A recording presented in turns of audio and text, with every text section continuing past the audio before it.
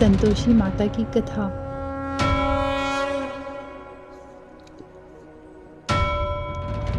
संतोषी माता की व्रत कथा को कहते तथा सुनते समय हाथ में गुड़ व भुने हुए चने रखें। सुनते समय सुनने वाले संतोषी माता की जय, संतोषी माता की जय, इस प्रकार जय जयकार मुख से बोलते जाएं। कथा समाप्त होने पर हाथ का गुड़ चना गौ माता को खिलावें। कलश में रखा हुआ गुड़ चना सबको प्रसाद के रूप में बांट दें। कथा से पहले कलश को जल से भरें, उसके ऊपर गुड़ चने से भरा कटोरा रखें। कथा समाप्त होने और आरती होने के बाद कलश के जल को घर में सब जगह पर छिड़कें और बचा हुआ जल तुलसी की क्यारी में डाल देवें। सवा आने का गुड़ चना लेकर माता का व्रत करें। सवा पैसे का गुड़ ले लें तो भी कोई आपत्ति नहीं। गुड़ घर में हो तो घर में से भी ले लें, विचार न करें, क्योंकि माता भावना की भूखी है। कम ज़्यादा का कोई विचार नहीं, इसलिए जितना भी बन सके अर्पण करें। श्रद्धा और प्रेम से प्रसन्न मन हो व्रत करना चाहिए। व्रत के उद्यापन में 2.5 सेर खाजा, मोमनदार, पूड़ी, खीर, चने का साग नैवेद्य रखें। घी का दीपक जला संतोषी माता की जय जयकार बोलकर नारियल फोड़ें। इस दिन घर में कोई खटाई न खावे और न ही आप खावें, किसी को खाने को भी न दें। इस दिन 8 लड़कों को भोजन करावें। देवर जेठ घर कुटुंब के लड़के मिलते हों तो उन्हीं को बुलाना चाहिए, दूसरों को नहीं। कुटुंब में न मिले तो ब्राह्मणों के या रिश्तेदारों के या पड़ोसियों के लड़के बुलावें। उन्हें खटाई की कोई वस्तु ना दें। भोजन कराकर यथाशक्ति दक्षिणा देवें, नकद पैसा न देवें, कोई वस्तु दक्षिणा में दें। व्रत करने वाला कथा सुन प्रसाद ले, एक समय भोजन करें। इस तरह से माता अत्यंत खुश होगी और दुख दरिद्रता दूर होकर मनोकामना पूरी होगी। एक बुढ़िया थी, उसके 7 पुत्र थे। 6 कमाने वाले थे, एक निकम्मा था। बुढ़िया माँ 6 पुत्रों की रसोई बनाती, भोजन कराती और पीछे से जो कुछ बचता सो 7वें को दे देती। परंतु वह बड़ा भोला भाला था, मन में कुछ विचार न करता था। एक दिन अपनी पत्नी से बोला, देखो मेरी माता का मुझ पर कितना प्यार है। वह बोली, हाँ क्यों नहीं, सबका झूठा बचा हुआ वह तुमको खिलाती है। वह बोला, भला ऐसा भी कहीं हो सकता है? मैं जब तक अपनी आंखों से न देख लूं मान नहीं सकता। बहू ने हंसकर कहा, तुम देख लोगे तब तो मानोगे। कुछ दिन बाद बड़ा त्योहार आया।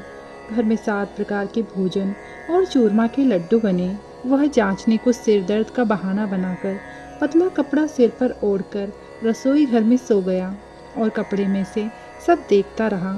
6 भाई भोजन करने आए। उसने देखा माँ ने उनके लिए सुंदर सुंदर आसन बिछाए हैं, 7 प्रकार की रसोई परोसी है। वह आग्रह करके जिमाती है। वह देखता रहा। 6 भाई भोजन कर उठे, तब माता ने उनकी छोटी थालियों में से लड्डुओं के टुकड़ों को उठाया और एक लड्डू बनाया। झूठन साफ कर बुढ़िया माँ ने पुकारा, उठो बेटा, 6 भाई भोजन कर गए, अब तू ही बाकी है, उठना, कब खाएगा? तब वह कहने लगा, माँ मुझे भोजन नहीं करना, मैं परदेश जा रहा हूँ। माता ने कहा, कल जाता हो तो आज ही जा। वह बोला, हाँ हाँ आज ही जा रहा हूँ। यह कहकर वह घर से निकल गया और अपनी पत्नी से बोला, हम जावें परदेश को, आवेंगे कुछ काल, तुम रहियो संतोष से, धर्म अपनो पाल। 2 निशानी आपनी धरू में धीर, सुधिदा हमारी मति बिसारियो, रखियो मन गंभीर। वह बोला, मेरे पास तो कुछ नहीं, यह अंगूठी है, सो ले लो और अपनी कुछ निशानी मुझे दे दो। वह बोली, मेरे पास क्या है, यह गोबर भरा हाथ है। यह कहकर उसकी पीठ में गोबर के हाथ की थाप मार दी। वह चल दिया। चलते चलते दूर देश को पहुंचा। वहां पर एक साहूकार की दुकान थी। वहां जाकर कहने लगा, भाई मुझे नौकरी पर रख लो। साहूकार को ज़रूरत थी। बोला, रह जा। लड़के ने पूछा, तनख्वाह क्या दोगे? साहूकार ने कहा, काम देखकर दाम मिलेंगे। साहूकार की नौकरी मिली। वह सवेरे 7 बजे से रात तक नौकरी करने लगा। कुछ दिनों में दुकान का सारा लेन देन, हिसाब किताब, ग्राहकों को माल बेचना, सारा काम करने लगा। साहूकार के 7-8 नौकर थे, वे सब चक्कर खा के गिरने लगे कि यह तो बहुत होशियार बन गया। सेठ ने भी काम देखा और 3 महीने में ही उसे आधे मुनाफे का साझीदार बना लिया। वह 12 वर्ष में ही नामी सेठ बन गया और मालिक सारा कारोबार उस पर छोड़कर बाहर चला गया। अब बहू पर क्या बीती सो सुनो। सास ससुर उसे दुख देने लगे, सारी गृहस्थी का काम उससे करा के उसे लकड़ी लेने जंगल में भेजते। इसी बीच घर की रोटियों के आटे से जो भूसी निकलती उसकी रोटी बनाकर रख दी जाती और फूटे नारियल की नरेली में पानी। इस तरह दिन बीतते रहे। एक दिन वह लकड़ी लेने जा रही थी कि रास्ते में बहुत सी स्त्रियां माता का व्रत करती दिखाई दी।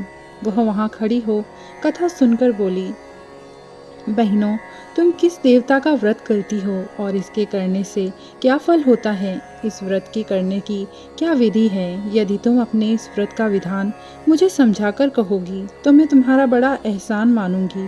तब उनमें से एक स्त्री बोली, सुनो, यह माता संतोषी का व्रत है।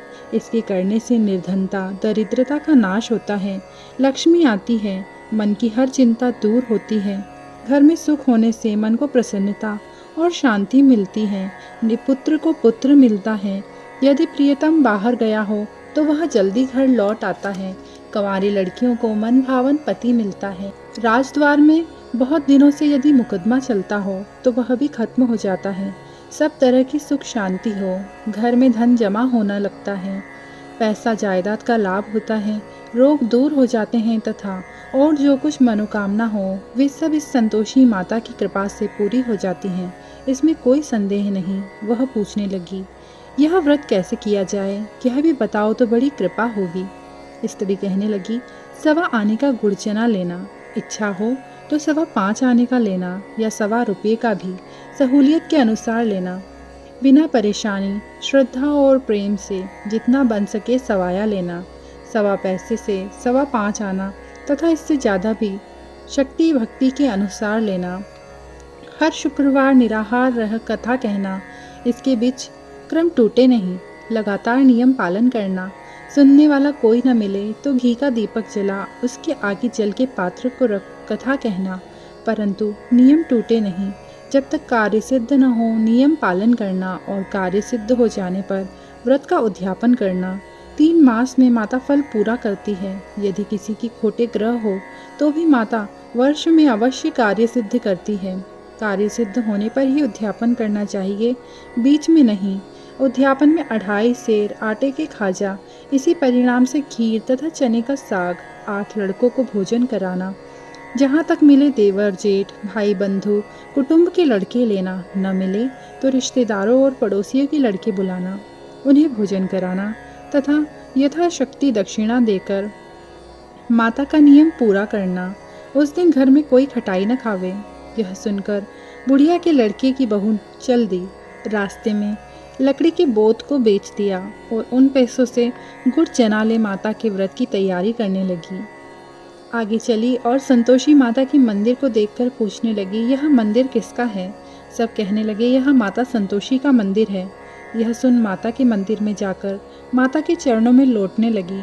दीन होकर विनती करने लगी, माँ, मैं निपट मूर्ख हूँ, व्रत के नियम कुछ नहीं जानती, मैं बहुत दुखी हूँ। हे माता जगत जननी, मेरा दुख दूर कर, मैं तेरी शरण में हूँ। माता को दया आई। एक शुक्रवार बीता कि दूसरे शुक्रवार को ही इसके पति का पत्र आया और तीसरे को उसका भेजा हुआ पैसा भी आ पहुँचा। यह देख जेठानी मुंह सिकोड़ने लगी, इतने दिनों में इतना पैसा आया, इसमें क्या बड़ाई है। लड़के ताने मारने लगे। काकी के पास अब पत्र आने लगे, रुपया आने लगा। अब तो काकी की खातिर पड़ेगी, अब तो काकी बुलाने से भी नहीं बोलेगी। तो बेचारी सरलता से कहती, भैया पत्र आवे रुपया आवे तो इसमें हम सबके लिए अच्छा। ऐसा कहकर आंखों में आंसू लाकर संतोषी माता के मंदिर में मातेश्वरी के चरणों में गिरकर रोने लगी। माँ, मैंने तुमसे पैसा नहीं मांगा, मुझे पैसे से क्या काम है, मुझे तो अपने सुहाग से काम है, मैं तो अपने स्वामी के दर्शन और सेवा मांगती हूँ। तब माता ने प्रसन्न होकर कहा, जा बेटी, तेरा स्वामी आएगा। यह सुन खुशी से बावली हो घर में जाकर काम करने लगी। अब संतोषी माँ विचार करने लगी, इस भोली पुत्री से मैंने कह तो दिया कि तेरा पति आएगा, पर वो आएगा कहाँ से? वह तो स्वप्न में भी इसे याद नहीं करता। उसे याद दिलाने मुझे ही जाना पड़ेगा। इस तरह माता बुढ़िया का रूप धारण कर उस लड़के के पास स्वप्न में प्रकट हो कहने लगी, साहूकार के बेटे, सोता है या जागता है? वह बोला, माता सोता भी नहीं, जागता भी नहीं, बीच में ही हूँ।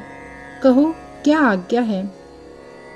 माँ कहने लगी, तेरा घर बार कुछ है या नहीं? तब वह बोला, मेरा सब कुछ है माता, माँ बाप, भाई बहन, पत्नी, क्या कमी है? माँ बोली, भोले पुत्र, तेरी स्त्री घोर कष्ट उठा रही है। माँ बाप उसे दुख दे रहे हैं, वह तेरे लिए तरस रही है, उसकी सुधि ले। तब वह बोला, हाँ माता, यह तो मुझे मालूम है, परंतु मैं जाऊं कैसे?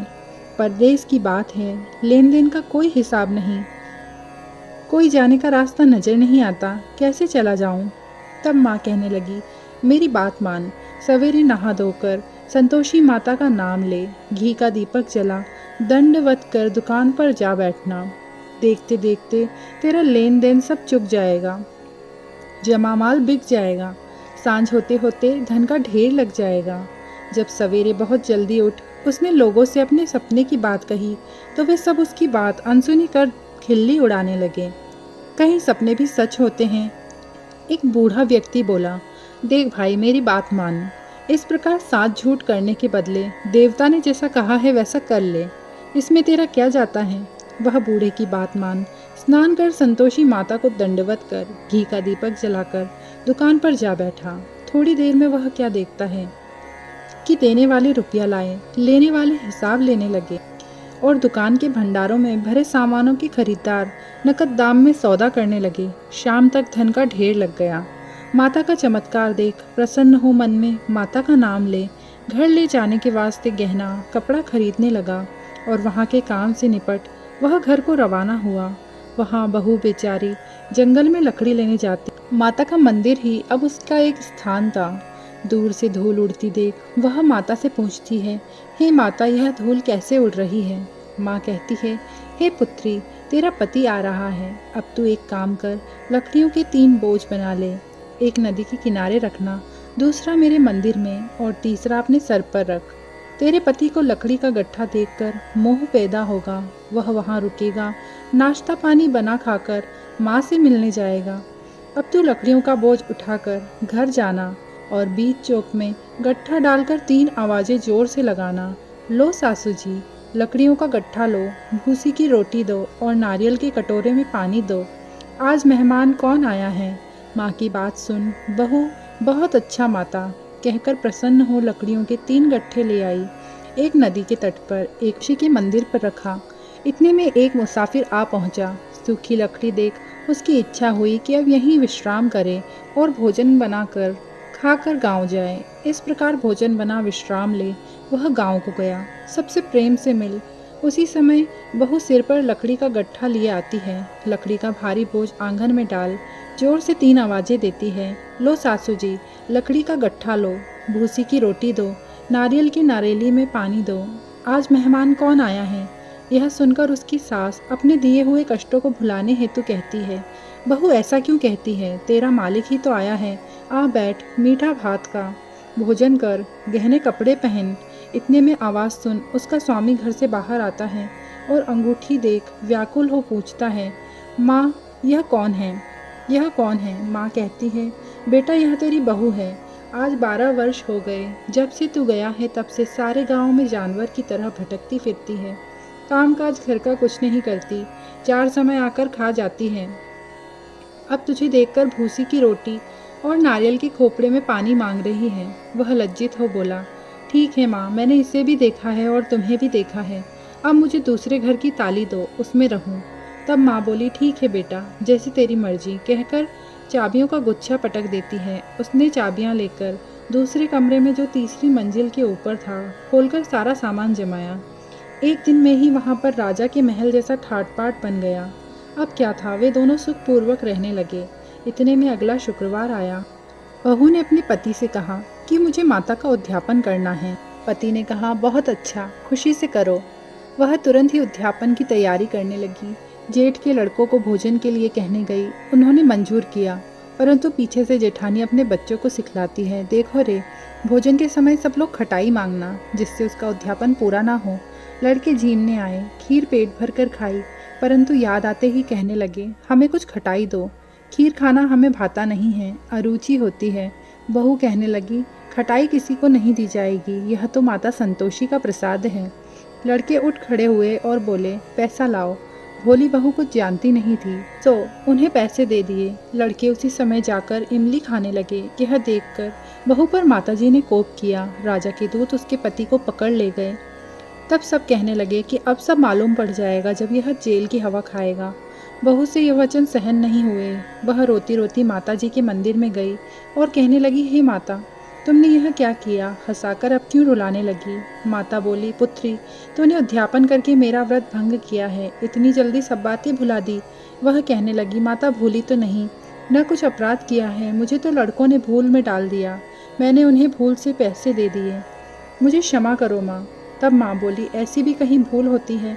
वह बोली, माँ, मुझे माफ़ कर दो, मैं फिर से तुम्हारा उद्यापन करूँगी। माँ बोली, अब भूल मत करना। वह बोली, अब भूल न होगी।